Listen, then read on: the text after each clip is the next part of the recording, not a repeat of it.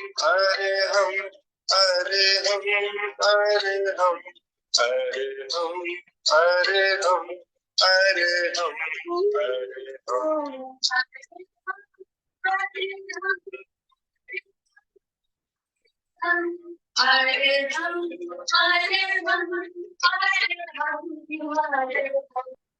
परम पावन, परम आराध्य, प्रातः स्मरणीय आचार्य श्री महाश्रमण जी के चरणों में सत सत नमन करते हुए हम आज सुबह का सेशन प्रारंभ कर रहे हैं।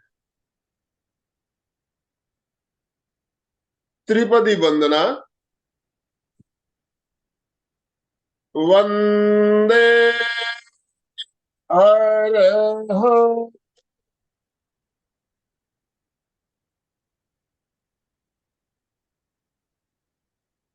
वंदे गुरुवरं।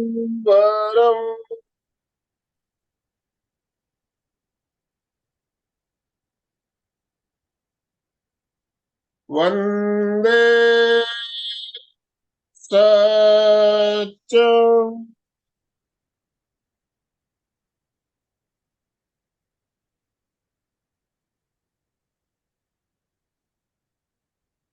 सभी साधक साधिकाओं को जय जिनेन्द्र, सुप्रभात, गुड मॉर्निंग, सभी को गुड मॉर्निंग। ओम अरहम।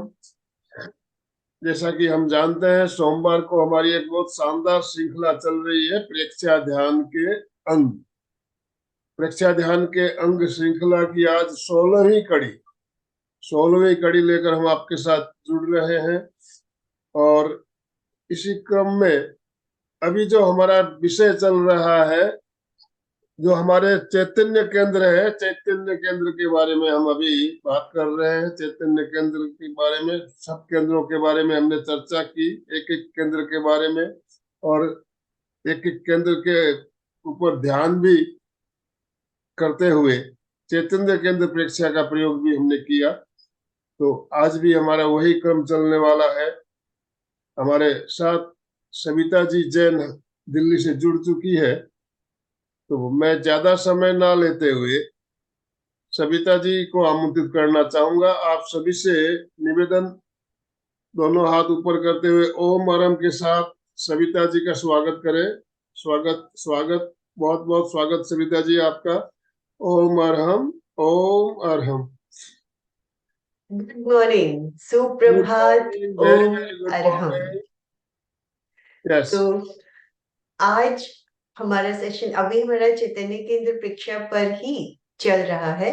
अभी तक हमने जाना था आध्यात्मिक आधार के बारे में। आज से हम चैतन्य केंद्र प्रेक्षा के वैज्ञानिक आधार के बारे में थोड़ा सा कुछ जानने की कोशिश करते हैं।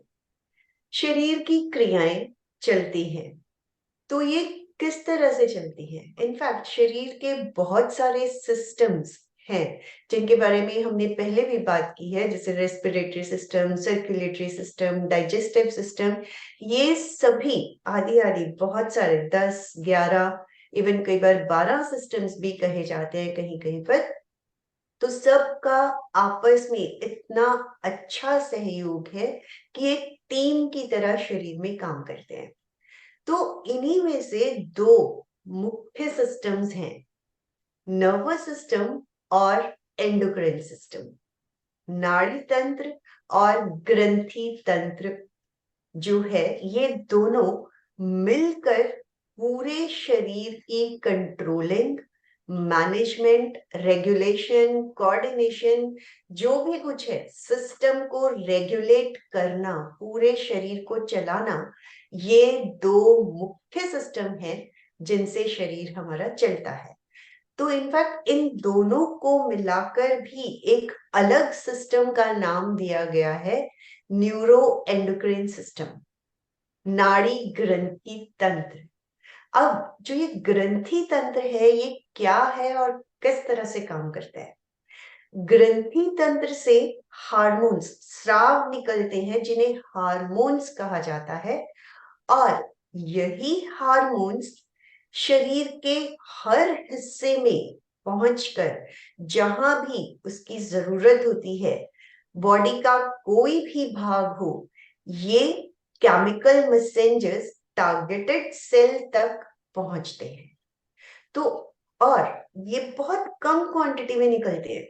कोई कोई हार्मोन तो even through out life hardly आधे चम्मच के करीब ही निकलते हैं, और इनका स्राव इतना ज्यादा इफेक्टिव होता है कि पूरी बॉडी को रेगुलेट करने में हेल्प करते हैं।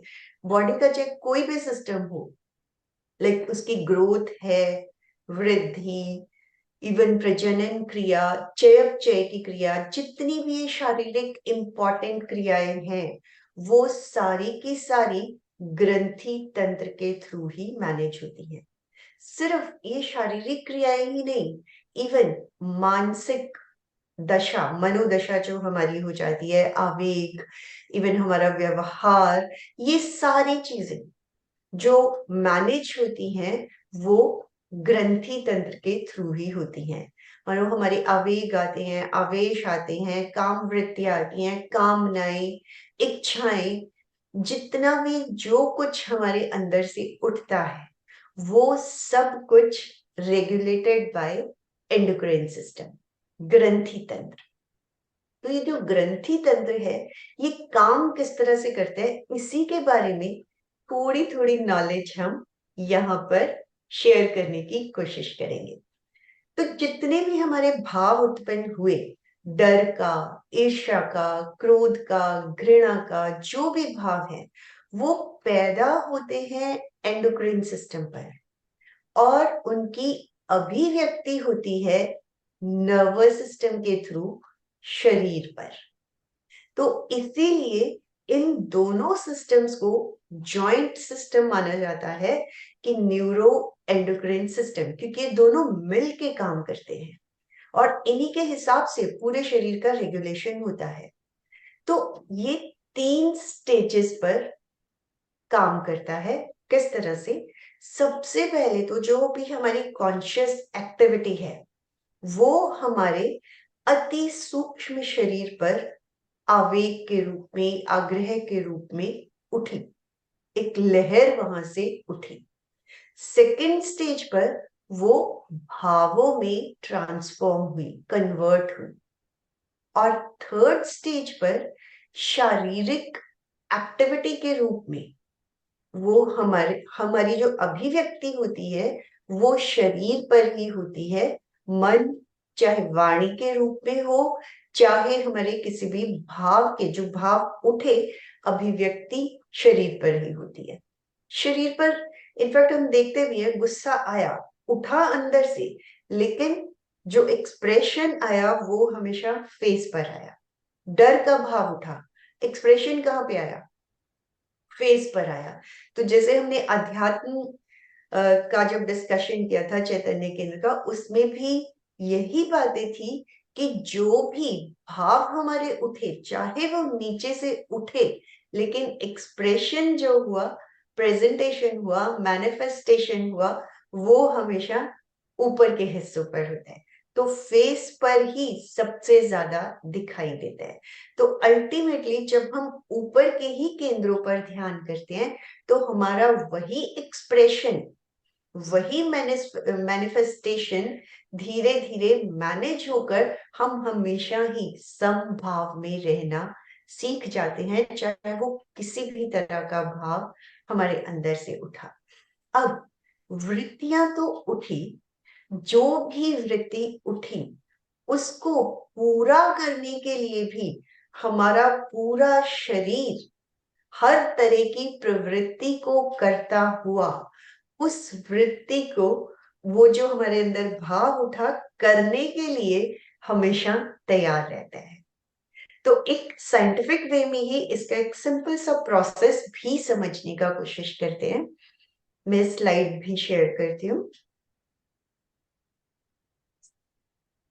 देखिए, अब जैसे गुस्से की तरंग उठी अंदर से, मतलब डीप कॉन्शियस से हमारी गुस्से की तरंग उठी। अब जब वो तरंग उठती है, तो इनफैक्ट हमारे मस्तिष्क का एक हिस्सा है जिसे कहा जाता है हाइपोथैलेमस, वो एक्टिवेट होता है। वहां से मैसेज जाता है पिट्यूटरी ग्लैंड को। पिट्यूटरी ग्लैंड भी हमारे मस्तिष्क के इन्हीं ग्लैंड्स के बारे में एक एक करके अभी हम बात भी करेंगे, बट एक बार जो तरंग उठी वो किस तरह से शरीर पे काम करती है उसको देख लेते हैं। कि हाइपोथैलेमस ने हमारे पिट्यूटरी ग्लैंड को मैसेज दिया और वहां से ACTH जो हार्मोन है वो निकला और उसने एड्रेनल ग्लैंड को एक्टिवेट किया। लाइक तरंग उठी, मैसेज गया मस्तिष्क को, मस्तिष्क ने पिट्यूटरी ग्लैंड को एक्टिवेट किया, वहां से एड्रेनल ग्लैंड एक्टिवेट हुई। एड्रेनल ग्लैंड से डायरेक्टली जो हार्मोन निकला वो डायरेक्ट रक्त प्रवाह में जाता है, एड्रेनलाइन। जो एड्रेनल ग्लैंड से हार्मोन निकलता है दैट इज एड्रेनलाइन। वो डायरेक्ट रक्त प्रवाह में, क्योंकि जितने भी हार्मोन्स हैं वो डायरेक्टली ब्लड फ्लो में ही जाते हैं और शरीर के टारगेटेड सेल तक पहुंचते हैं। तो अब क्योंकि गुस्से का भाव उठा, हाइपोथैलेमस से पिट्यूटरी, पिट्यूटरी से एड्रेनल, अब एड्रेनल से जब वो रक्त के प्रवाह में गया वहां से हमारे न्यूरोट्रांसमीटर्स एक्टिवेट हुए जिन्होंने वापस मस्तिष्क के ही मोटर एरिया को एक्टिवेट किया। जब हमारा मोटर एरिया एक्टिवेट हुआ तब शरीर के ऊपर फिजियोलॉजिकल चेंजेस आए, और वो चेंजेस आई तो फिजियोलॉजिकल चेंजेस मींस एकदम अकड़न जकड़न, आंखें लाल, चेहरे पे तनाव, ये सब फिजियोलॉजिकल चेंजेस आई। तो हमारा गुस्से का भाव एक्सप्रेस हुआ और हम एग्रेशन में आ गए। तो जैसे एक सिंपल अभी तक हम जो फिजिकल लेवल पे जो बात करते हैं, जैसे कांटा चुभा, लाइक उसको एक्सप्लेन में कर रही हूँ, जैसे कि कांटा चुभा, मैसेज ब्रेन को गया, हमने पैर को हटाया। इनफैक्ट एक्सप्लेन करने में मुझे ज्यादा टाइम लगता है, with in a fraction of second ये एक्टिविटी हो चुकी होती है। तो ये फिजिकल एक्टिविटीज तो हमें सामने दिखाई दी कि इस तरह से ब्रेन को मैसेज गया, हालांकि हमें नहीं पता ब्रेन को मैसेज गया और फिर हमने हाथ को बढ़ाया और उस कांटे को पैर में से निकाला, we never knows, but it is the system like this कि कांटा चुभा, मस्तिष्क के थ्रू ही वो मैसेज इतनी स्पीड से जाता है कि हम एक्शन में आ जाते हैं। तो फिजिकल एक्टिविटीज विजिबल हैं, बट ये जो क्रिया हुई हमारे भीतर हुई, इसका भी मैसेज ब्रेन को ही जाता है, और ब्रेन का ही जो, ब्रेन में बहुत सारे एरियाज हैं, इसी तरह एक एरिया है मोटर एरिया जिसके एक्टिवेट होते ही बॉडी काम करना शुरू कर देती है। तो वो मोटर एरिया एक्टिवेट हुआ, उसने फिजिकल चेंजेस लाके हमारे ऊपर गुस्से की अभिव्यक्ति दिखाई।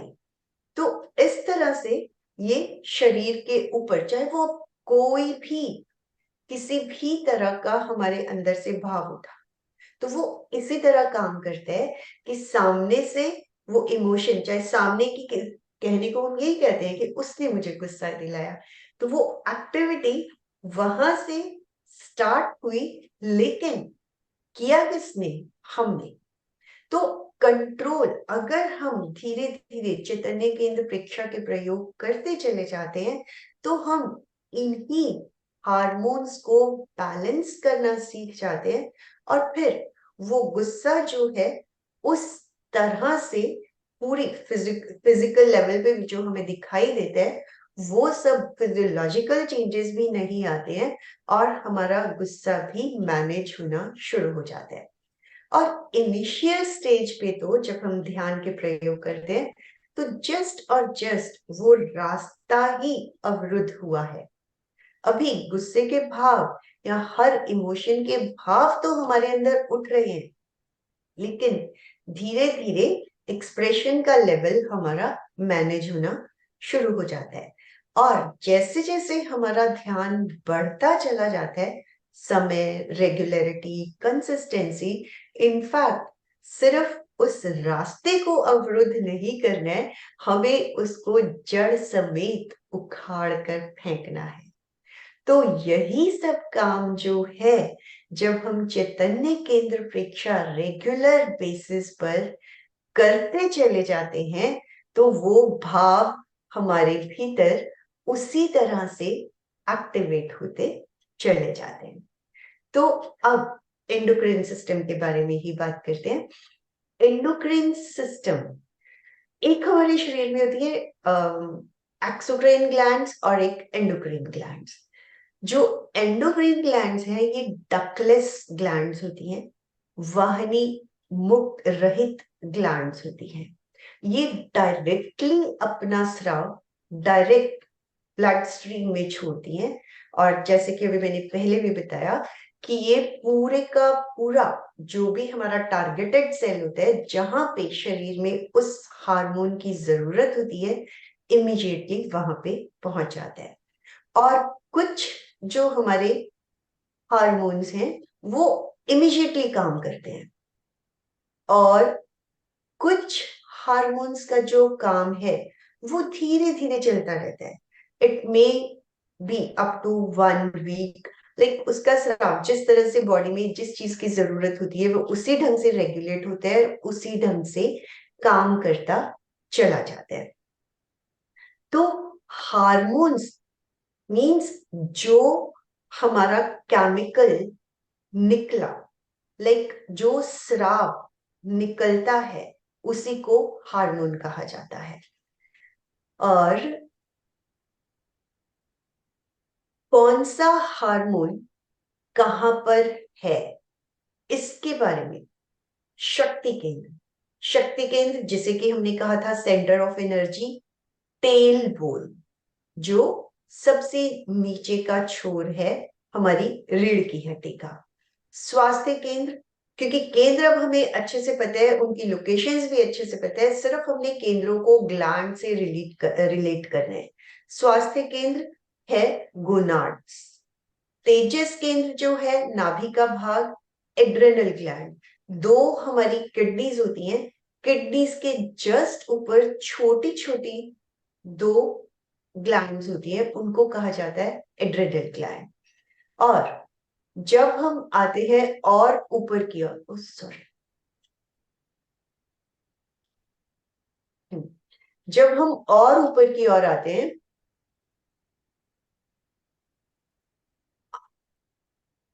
हम आए आनंद केंद्र पर, इसको बोल देते हैं थाइमस ग्लैंड। विशुद्धि केंद्र पर आए थायराइड और पैराथायराइड। इसके बारे में तो हम सब अच्छे से जानते हैं। थायराइड ग्लैंड कॉमनली हम सबने सुना भी है, और थायराइड ग्लैंड के ही इम्बैलेंस से आने वाले रोगों के बारे में भी हम जानते हैं। तो अगर वहां पे इम्बैलेंस हुआ है तो उन्हीं से रिलेटेड रोग भी हमारे अंदर आने शुरू हो जाते हैं। ब्रह्म केंद्र टिप ऑफ द टंग, प्राण केंद्र टिप ऑफ द नोज, अप्रमाद केंद्र कान, चाक्षुष केंद्र आईज। अब और आगे बढ़ते हैं केंद्रों की ओर ही। दर्शन केंद्र, दर्शन केंद्र जो है वो है हमारी पिट्यूटरी ग्लैंड।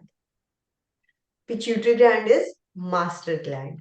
और ऊपर गए ज्योति केंद्र, ये है हमारी पिनियल ग्लैंड। शांति केंद्र और ज्ञान केंद्र, ये पूरे का पूरा जो हिस्सा है ये है हाइपोथैलेमस का हिस्सा। तो इनकी लोकेशन और पोजीशन एक बार आप लोग समझ लीजिए, फिर एक एक करके हर ग्लैंड के बिल्कुल संक्षिप्त में ही जानने की कोशिश करेंगे। अब ये 3 केंद्र 4 केंद्र हमारे जो ऊपर की ओर होते हैं, ये जो 2 केंद्र हुए ज्ञान केंद्र और शांति केंद्र, ये तो हमारा हो गया हाइपोथैलेमस का हिस्सा। ज्योति केंद्र जो है ये हो गई हमारी पिनियल ग्लैंड। दर्शन केंद्र जो है ये हो गया पिट्यूटरी ग्लैंड, थर्ड आई कहा जाता है, मास्टर ग्लैंड कहा जाता है। Third I is master gland, जो कि बाकी की सब ग्लैंड्स को रेगुलेट करती है। विशुद्धि केंद्र थायराइड ग्लैंड, आनंद केंद्र थाइमस ग्लैंड, तेजस केंद्र। अब ये हमारी 2 किडनीज हैं, किडनीज के ऊपर ये 2 छोटी छोटी ग्लैंड्स होती हैं जिन्हें तेजस केंद्र कहते हैं, and these are adrenal glands. अब मेल्स और फीमेल्स में, दोनों में अलग अलग तरह के प्रजनन के जो केंद्र होते हैं वो अलग अलग नाम होते हैं एक्चुअली में। मेल्स में उन्हें कहा जाता है टेस्टिस और फीमेल्स में उन्हें कहा जाता है ओवरीज। तो ये गोनाड स्वास्थ्य केंद्र काम वृत्तियों को रेगुलेट करती है, शक्ति केंद्र टेल बोन, और बाकी जो चार हैं वो हमारे हो गए इंद्रियों के केंद्र, चाक्षुक, प्राण केंद्र, ब्रह्म केंद्र, अप्रमाद केंद्र। तो इस तरह से इनके बारे में हमने जाना कि कौन सा केंद्र किस ग्लैंड से रिलेटेड है और वो कहाँ कहाँ पर सिचुएटेड है। तो अब हम सबसे पहले बात करते हैं हाइपोथैलेमस की। हाइपोथैलेमस ग्लैंड नहीं है, सबसे पहले हमें ये क्लियर होना चाहिए, क्योंकि कई बार हाइपोथैलेमस को भी हम ग्लैंड का ही, एंडोक्राइन सिस्टम का ही हिस्सा मान के चलते हैं। हाइपोथैलेमस मस्तिष्क का हिस्सा है। हालांकि इवन जैसे अभी हमें डायग्राम पिक्चर में भी देखा था कि ये तीनों के तीनों बिल्कुल पास पास है, हाइपोथैलेमस, पिनियल, पिट्यूटरी बहुत पास पास है। बट हाइपोथैलेमस मस्तिष्क का एक हिस्सा है जिसे हमने ज्ञान केंद्र से रिप्रेजेंट किया। उसका संवादी केंद्र जो हो गया वो हो गया ज्ञान केंद्र और शांति केंद्र। तो ये पूरा हिस्सा हाइपोथैलेमस का है जो कि मास्टर ऑफ मास्टर ग्लैंड्स है। एक तरह से जो भी मैसेजेस सर्कुलेट होते हैं, अभी भी जो हमने एक तरंग जो उठी थी हमारे भीतर गुस्से की, उसको भी हमने देखा कि वो पहले हाइपोथैलेमस में गई, हाइपोथैलेमस ने ही उसको मैसेज आगे फॉरवर्ड किया और उसी तरह से हमारे शरीर ने काम करना शुरू किया। तो hypothalamus is master of master glands. ये एक्चुअली में एंडोक्राइन सिस्टम और नर्वस सिस्टम का संधि स्थल है। तो इसीलिए नर्वस सिस्टम और एंडोक्राइन सिस्टम दोनों मिलकर काम करते हैं। और तभी एक वो जो नया सिस्टम, एक सिस्टम नाम भी अलग से दिया गया कि न्यूरो एंडोक्राइन सिस्टम, क्योंकि दोनों के जो आपस का संयोग है, जो एक संबंध है, एक रिलेशन है इन दोनों में, उसी के अकॉर्डिंगली ये दोनों सिस्टम काम करते हैं। हाइपोथैलेमस से जो मेन हार्मोन है वो है डोपामिन और ऑक्सीटोसिन। और कोई भी हार्मोन चाहे कम हो जाए ज्यादा हो जाए तो शरीर में रोग पैदा होते ही हैं। तो इन्हीं के बैलेंस को बढ़ाने के लिए ही चैतन्य केंद्र प्रेक्षा का प्रयोग किया जाता है। और इससे रिलेटेड जो काम है, ये किस तरह के मेन जो working process of the body है उनको रेगुलेट करता है। भूख प्यास को रेगुलेट करता है, बॉडी टेम्परेचर को रेगुलेट करता है, बॉडी वेट को रेगुलेट करता है, स्लीप पैटर्न को रेगुलेट करता है, सेक्स ड्राइव को रेगुलेट करता है, हमारा पेट भर गया है इसकी फीलिंग भी यहीं से आती है। तो इस तरह बहुत सारे लाइक गिनाने के लिए तो बहुत कम ही अभी तक हम समझ पाते हैं, लेकिन जो इनके फंक्शंस हैं वो अनलिमिटेड फंक्शंस होते हैं, क्योंकि जितनी खोजें की गई हैं उतना हम बता भी नहीं पाते हैं, क्योंकि नॉलेज इज एंडलेस। और जितनी बार इन चीजों के बारे में जानने की कोशिश करते हैं नई नई और बातें पता लगती हैं।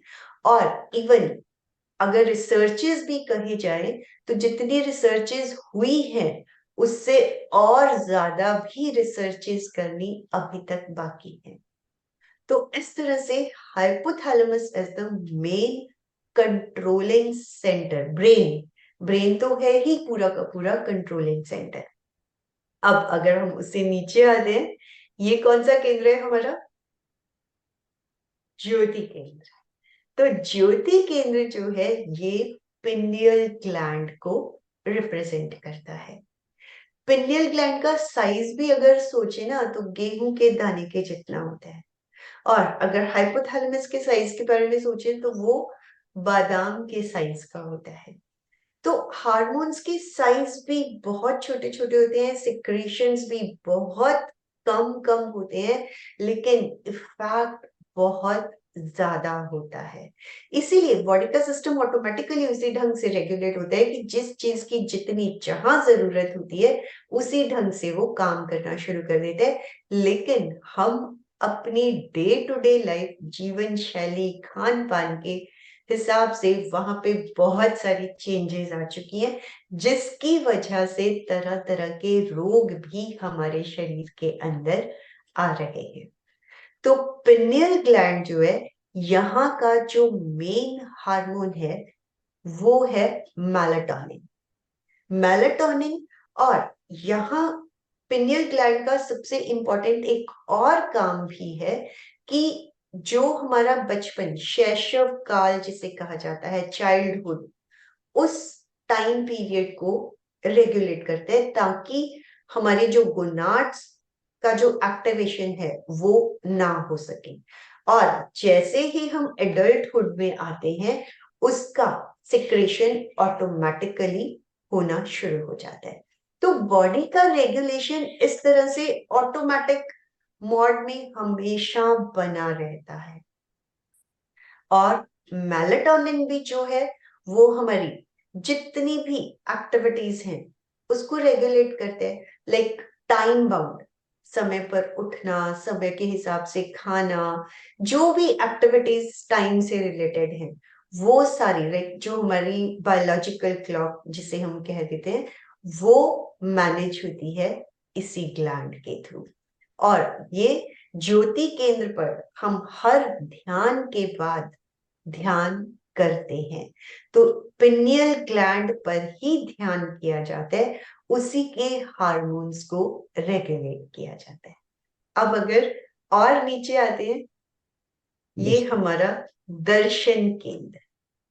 दर्शन केंद्र जो है वो पिट्यूटरी ग्लैंड का स्थान है। और एक तरह से देखा जाए ये नाक के जस्ट ऊपर, और अगर हम इसकी लोकेशन भी देखें तो वो भी नाक के ही ऊपर के हिस्से से पीछे की ओर जाता है।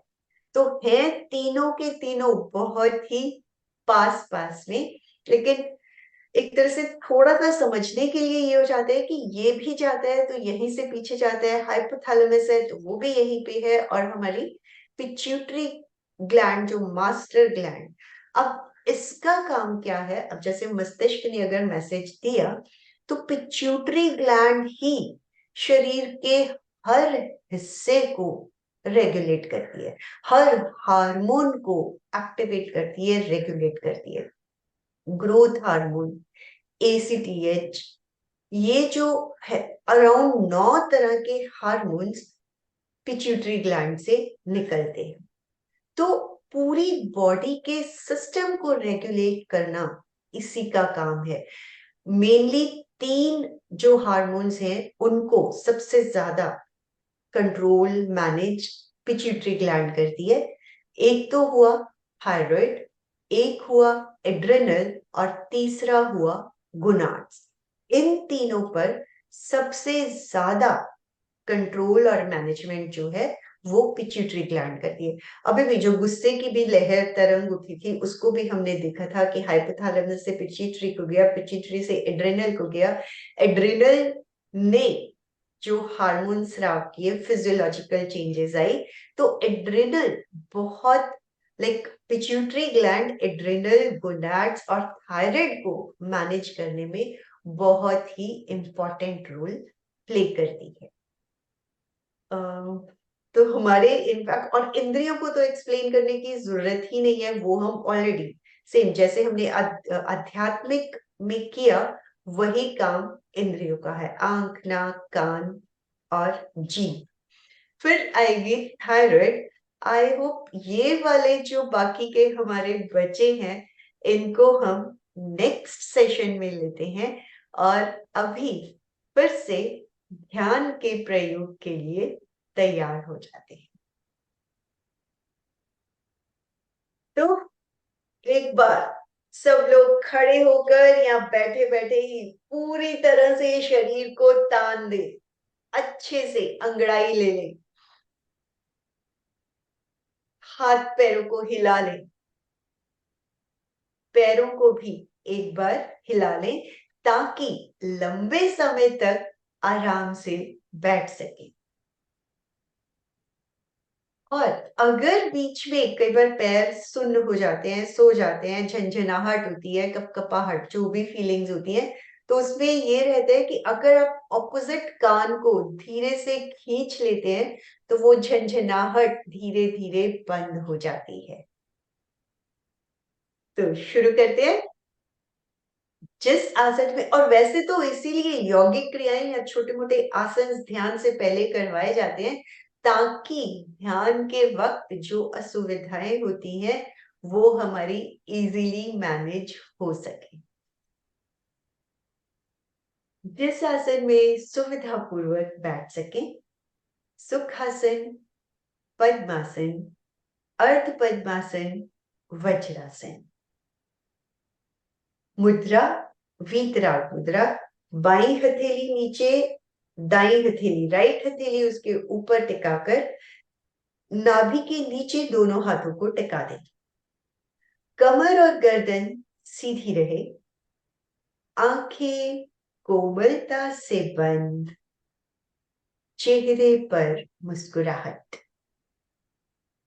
पूरे ध्यान काल तक शरीर का यही पोस्चर बना रहे। 9 बार अरहम। अ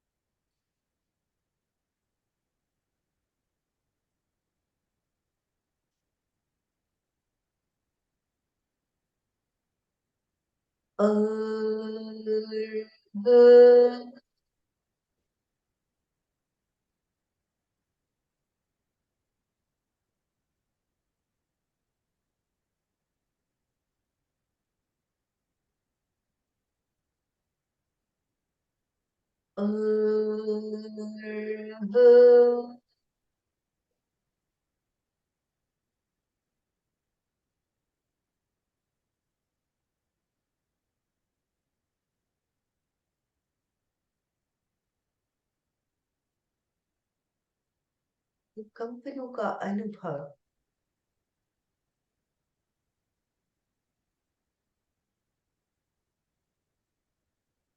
Some big apaga maparinam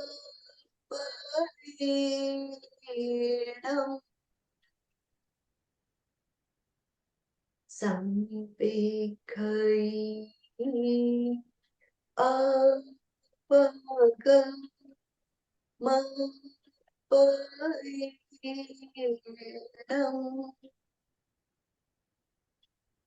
संविद्धि अपगमपरिणम्।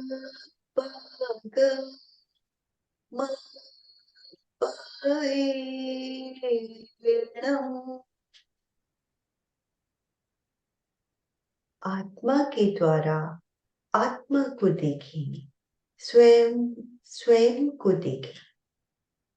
संकल्प, मैं चित्त शुद्धि के लिए प्रेक्षा ध्यान का प्रयोग कर रही हूँ।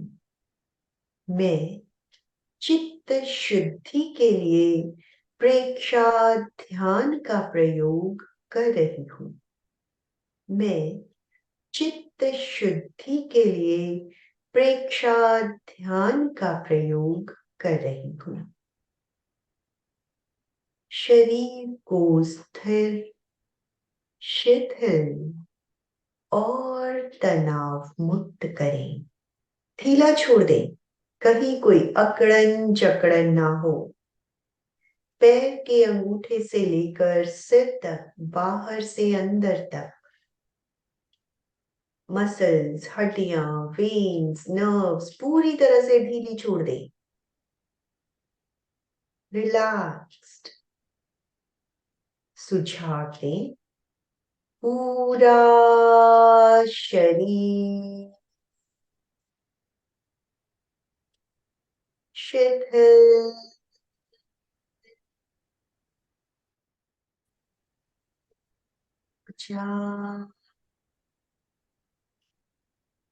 शिथिल हो जा, शिथिल हो जा। करें, पैर के अंगूठे से लेकर सिर तक पूरा शरीर रिलैक्स हो रहा है। रिलैक्स हो रहा है। अनुभव करें, पूरा शरीर शिथिल हो गया है। शांत, स्थिर, शिथिल, रिलैक्स, स्टैचू की तरह फील करें, मूर्तिवत स्थित।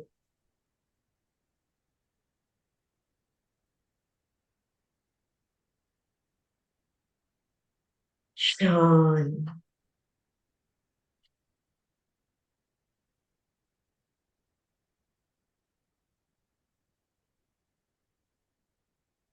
गहरी एकाग्रता, पूरी जागरूकता।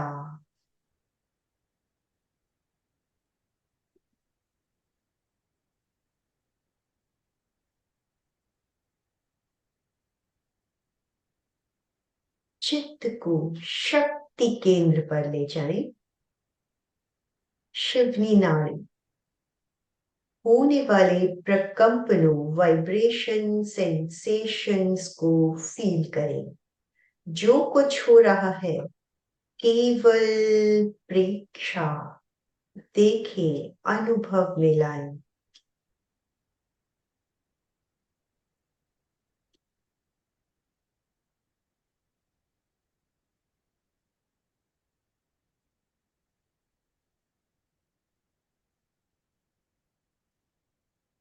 स्वास्थ्य केंद्र, पेडू का सेंटर पॉइंट, नाभि से 4 उंगली नीचे।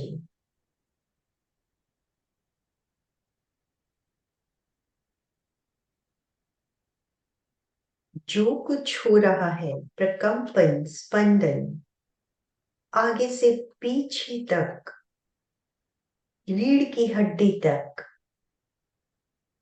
टॉर्च की लाइट की तरह प्रकाश को देखते हुए प्रकंपन स्पंदनों का अनुभव।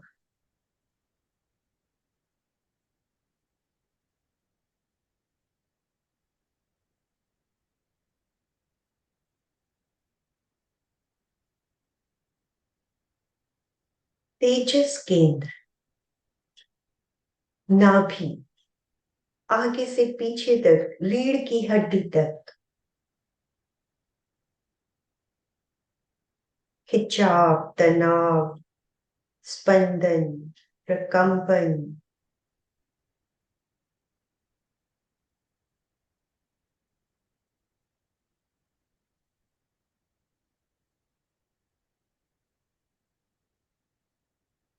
केवल अनुभव में लाएं।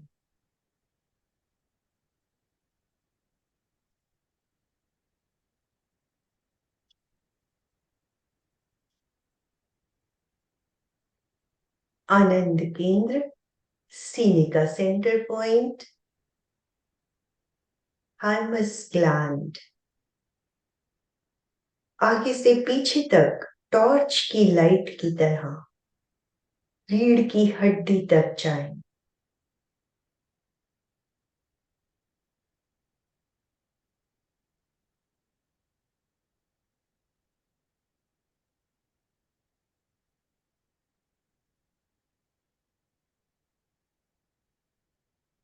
विशुद्धि केंद्र, गर्दन का सेंटर पॉइंट, थायराइड, पैराथायराइड, अंदर तक, रीढ़ की हड्डी तक, टॉर्च की तरह प्रकाश को देखें। स्पाइन तक चित्त को फैलाएं।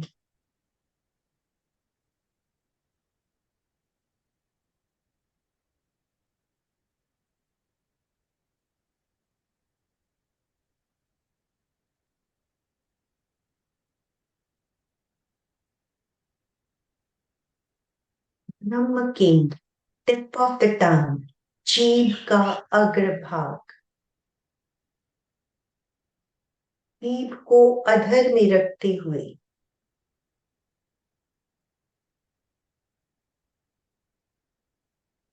जो कुछ हो रहा है, प्रकंपन, स्पंदन,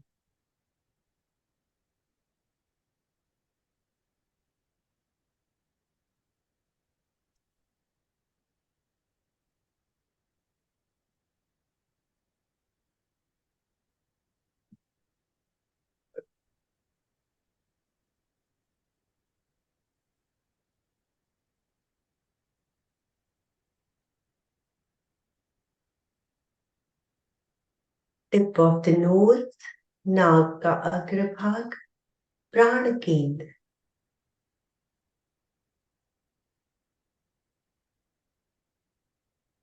सेंसेशंस, वाइब्रेशंस का अनुभव। जब हम देखते हैं तो अनुभव में आता है।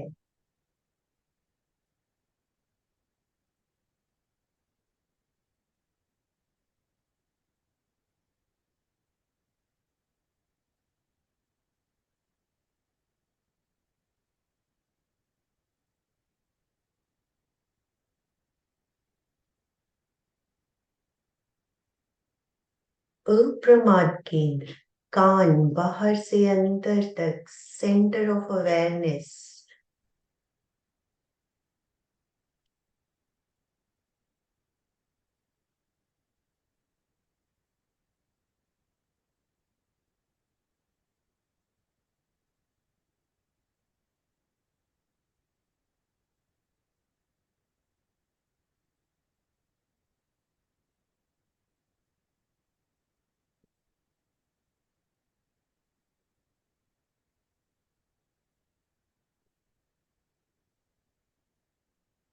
केंद्र, आंखें, बाहर से अंदर तक, आईबॉल्स की मूवमेंट को देखें, स्थिरता लाएं, सेंटर ऑफ विजन।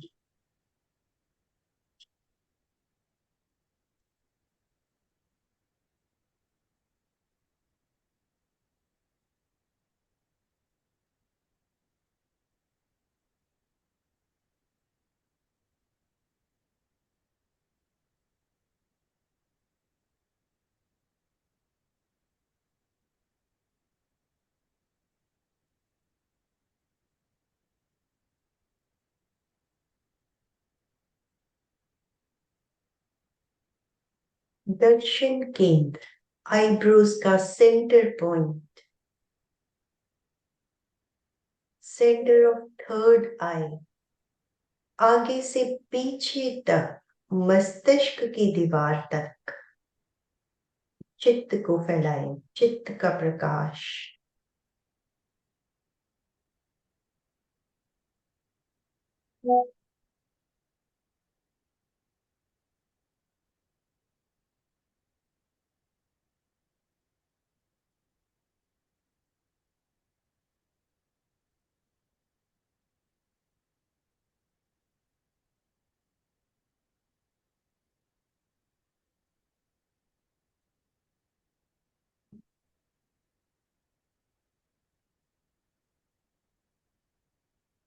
ज्योति केंद्र, ललाट का मध्य भाग, सेंटर ऑफ एनलाइनमेंट।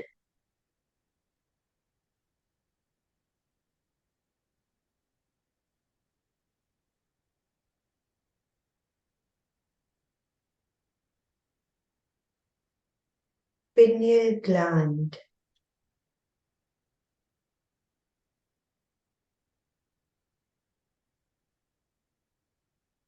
आगे से पीछे तक चित्त के प्रकाश को मस्तिष्क की दीवार तक फैला दें।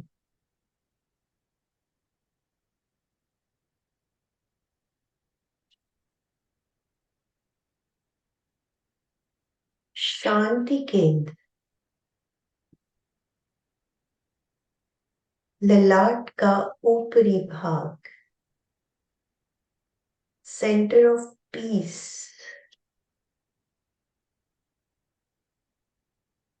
जलते हुए दीपक का प्रकाश पूरे मस्तिष्क में फैला दें।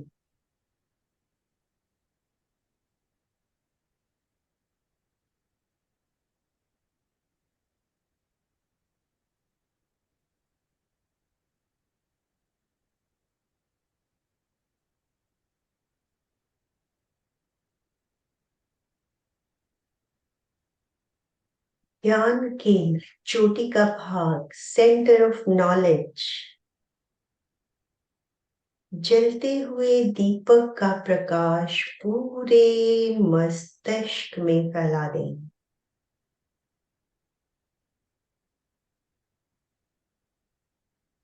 ज्ञान, नॉलेज।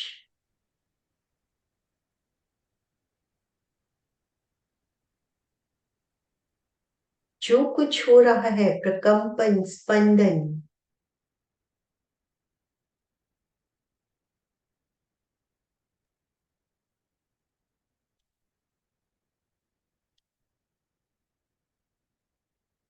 एक एक केंद्र पर नीचे से ऊपर तक, पीछे की ओर रीढ़ की हड्डी की तरफ से जाएं, ऊपर से नीचे की ओर सामने से आए।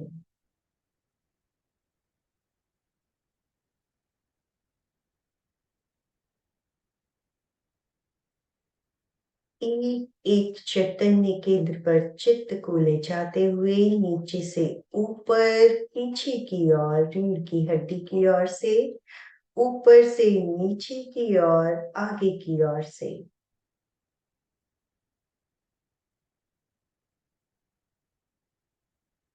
पूरा वर्तुल, नीचे से ऊपर, ऊपर से नीचे।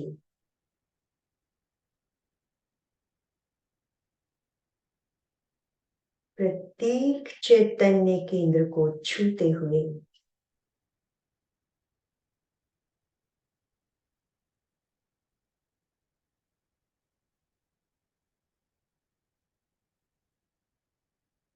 चित्त को ज्योति केंद्र ललाट के मध्य भाग पर ले आए। पूर्णिमा के चमकते हुए श्वेत रंग का ध्यान ज्योति केंद्र पर, फोरहेड के सेंटर पॉइंट पर।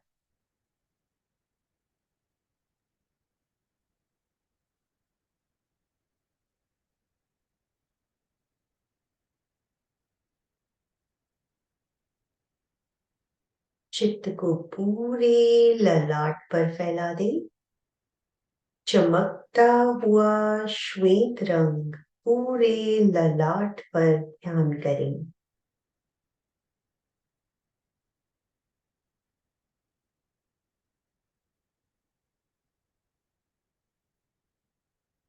चमकते हुए श्वेत रंग के परमाणु ललाट के भीतर प्रवेश कर रहे हैं।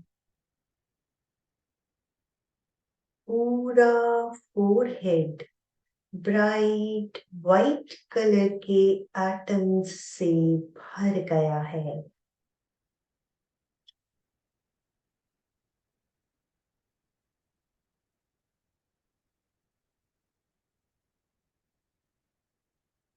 शांति और आनंद का अनुभव।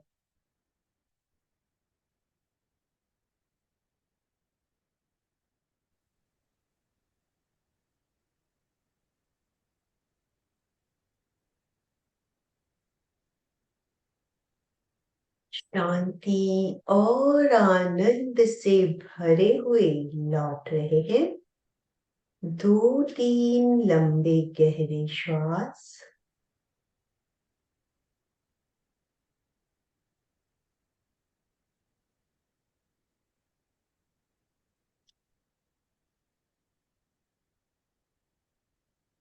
श्वास के साथ शरीर को एक्टिवेट करते हुए एक बार शरण सूत्र, दोनों हाथ जुड़े हुए आनंद केंद्र पर।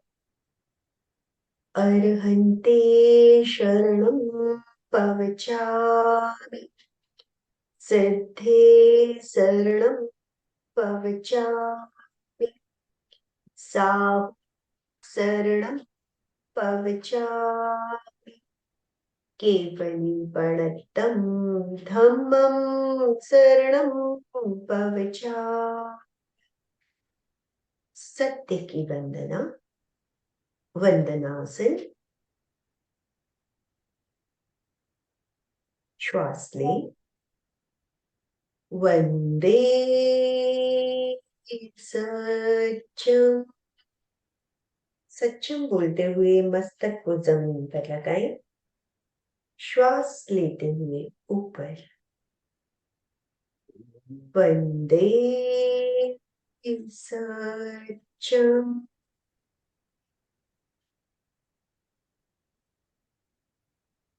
वंदे सत्यम।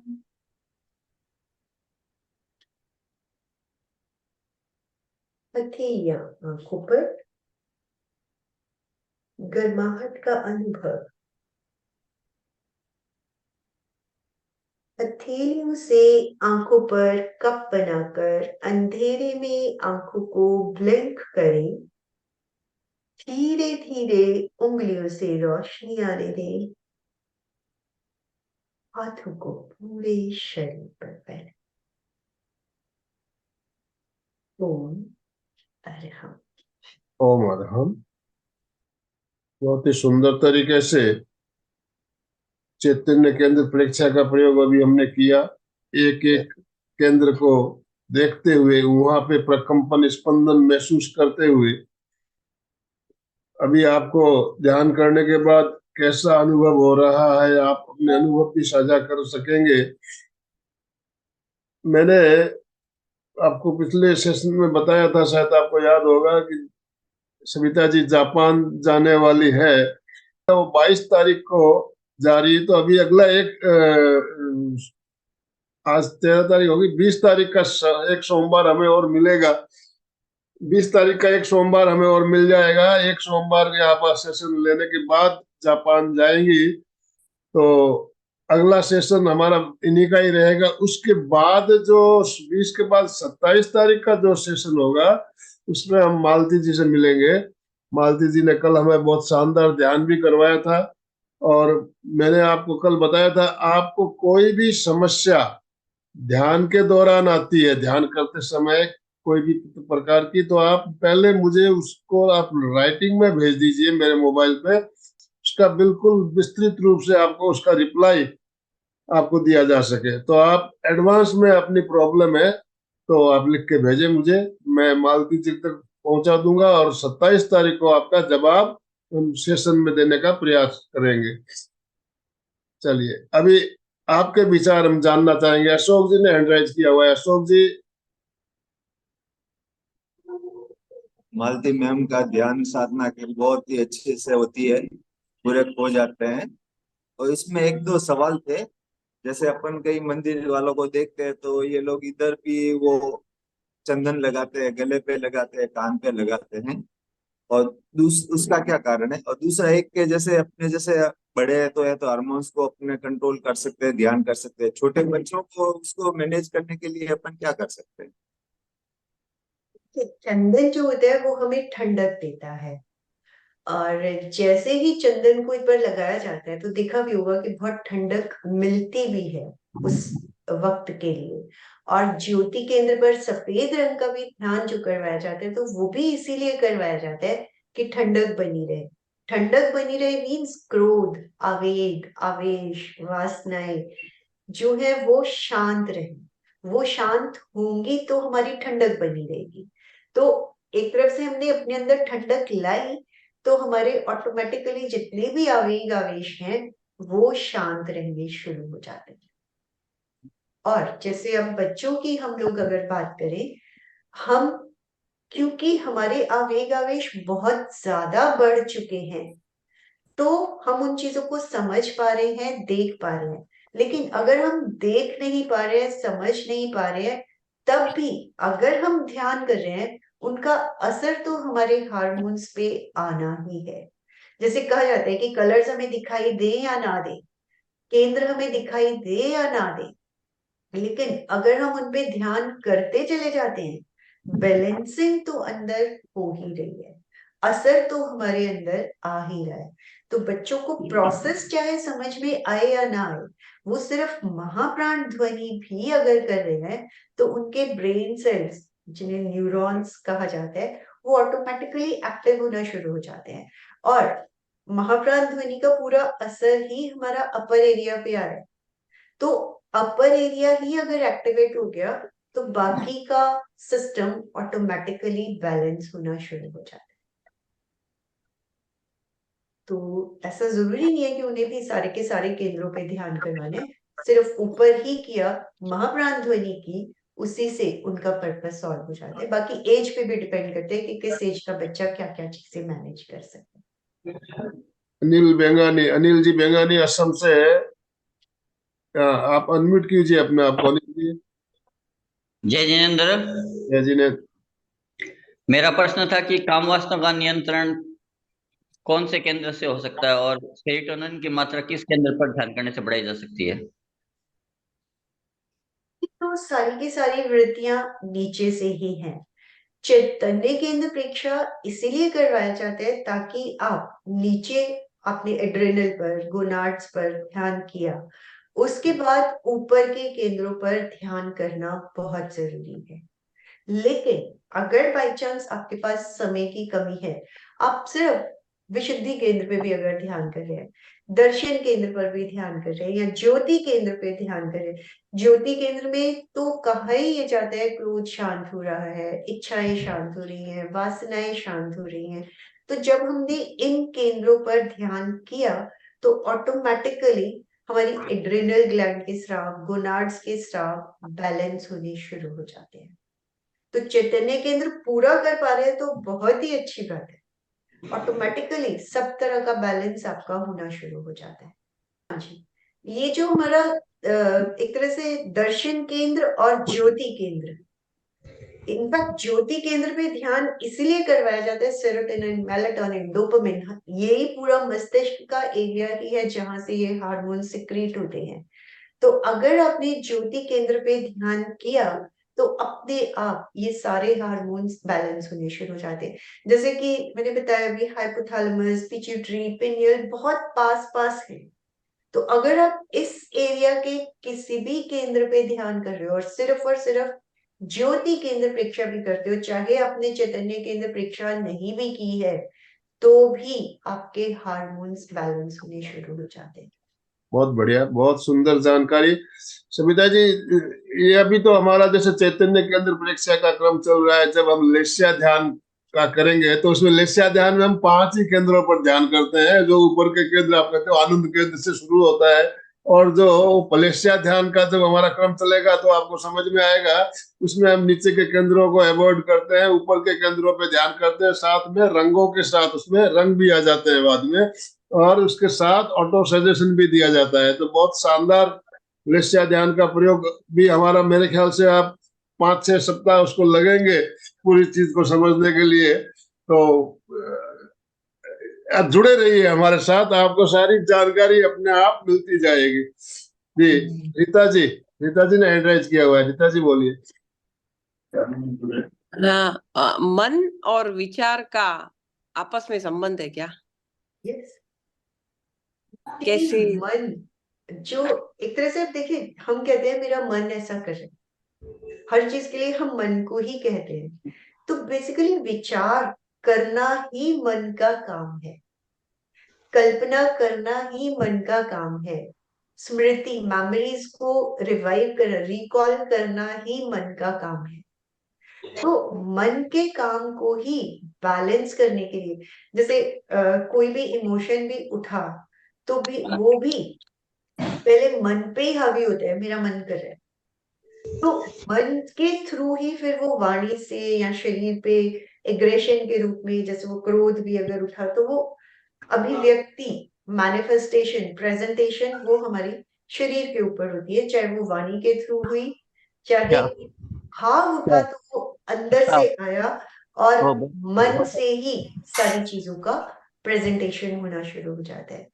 तो जो प्रयोग हम कर रहे हैं, जितने भी कर रहे हैं, चाहे वो श्वास परीक्षा, काय उत्सर्ग, चैतन्य केंद्र परीक्षा, मन को ही मैनेज करने के लिए किया जाता है, ताकि स्मृतियां, विचार को, अब अपने चैतन्य किसी भी एक केंद्र पे, मान लो ज्योति केंद्र पे ही देखना शुरू किया, चाहे वो कुछ सेकंड के लिए हमारे विचार रुकते तो हैं। तो इसी तरह वही टाइम आज, चाहे वो फ्रैक्शन ऑफ सेकंड है हमारा, वही फ्रैक्शन ऑफ सेकंड भी अगर दिन में 3 बार, 10 बार, 50 बार हो गया, तो अल्टीमेटली वही विचार से मुक्त, जिसे निर्विचारता का टाइम कहा जाता है, वो निर्विचारता हमारी बढ़ती चली जाती है। तो मन हमारा मैनेज होना शुरू हो जाता है। और हम कनक गोलसा ने अपने आप को अनम्यूट किया, कनक बोलो। जय जिनेंद्र, सविता जी को बहुत बहुत आभार। आज जैसे मैंने ध्यान तो मैं क्लास में कर रही हूँ रेगुलर, आज जैसे मैंने किया है तो किसी केंद्र पर मेरा मन स्थिर रहता है, किसी केंद्र पर मन स्थिर नहीं रहा। तो ये प्रयोग भी सही है या गलत है? सही है। एक्चुअली में जिन पे हमारा ध्यान अभी नहीं टिक रहा है, वो हमारे थोड़े ज्यादा सुप्त स्थिति में है। जिन पे ऑलरेडी हम अच्छे से ध्यान कर पा रहे हैं, दैट मीन्स वो ऑलरेडी थोड़े से एक्टिवेटेड पोजीशन में। तो अगर किसी पे कम ध्यान भी हो रहा है, इट्स ओके। वही बात है कि जैसे यही जो आता है राग और द्वेष, यही चीजें हमें छोड़ के बस सिर्फ और सिर्फ परीक्षा करते चले जाए, और ये गलत नहीं है, आपका बिल्कुल सही है, क्योंकि ऑलरेडी वो एक डिफरेंस भी हमें फील होता है कि ये मेरा लाइक एक डिफरेंस यही उसमें फील आता है कि ये ज्यादा एक्टिव है और ये कम एक्टिव है ऑलरेडी। तो हम जो एक्टिव नहीं है उनको भी एक्टिवेट करके सबको बैलेंस कर रहे हैं। सुशील जी, जैसे सुषुम्ना का निचला छोर शक्ति केंद्र है, वहां पे जैसे हल्का सा दर्द रहता है तो वहां पे स्थिर नहीं रहता। दर्द होते हैं ना, तो आप अपना पोस्चर बैठने का थोड़ा, जैसे हिप्स के नीचे पिल्लो रख लीजिए, बैठने में आराम मिलेगा। क्योंकि अभी तक हमें उस तरह से बैठने की आदत नहीं होती है, तो बॉडी को एक सपोर्ट मिल जाती है, स्पाइन को सपोर्ट मिल जाती है, टेल बोन को सपोर्ट मिल जाती है, तो उसमें कन्वीनियंट हो जाए। हाँ, सुशील जी बात कर सकते हैं। जय जिनेन्द्र। सविता जी, आप क्लास लेती है तो एकदम ध्यान लग जाता है पूरा, थैंक यू। ऐसे इधर उधर जाता ही नहीं है, मन एकदम स्थिर रहता है और बहुत अच्छी जानकारी देती है, अच्छा लगता है। बहुत बहुत आभार आपका। ओम महाराज। Thank you और so मैं much. पूछ रहा In था fact, कि आप सबका बहुत बहुत आभार। मैं पूछ रहा था कि जैसे अभी आपने शॉर्ट में करवाया, हम कितनी देर तक एक एक केंद्र पे कर सकते हैं, मतलब? शुरू में तो 3-3 मिनट का कीजिए, हम्म, और धीरे धीरे, मतलब नीचे के केंद्रों पे कम ही करना है। अभी आप सब पे अगर 3-3 मिनट कर रहे हैं, इट्स फाइन, लेकिन धीरे धीरे ऊपर के केंद्रों पे समय बढ़ा सकते हैं। आपके पास टाइम है, आप 10-10 मिनट लगा सकते हैं, तो ये आप पे डिपेंड करता है आपके पास कितना समय है। और एक सेशन हम, लाइक अभी 2 सेशंस तो जाएंगे इसी में, साइंटिफिक आधार में, तो एक सेशन कंप्लीट 3-3 मिनट के साथ ही करेंगे। हाँ, हर केंद्र पे 3-3 मिनट लगेंगे, थैंक यू। और 1-1 मिनट भी कर सकते हो, इट डिपेंड्स कि आप कितनी देर बैठ सकते हो लगन के।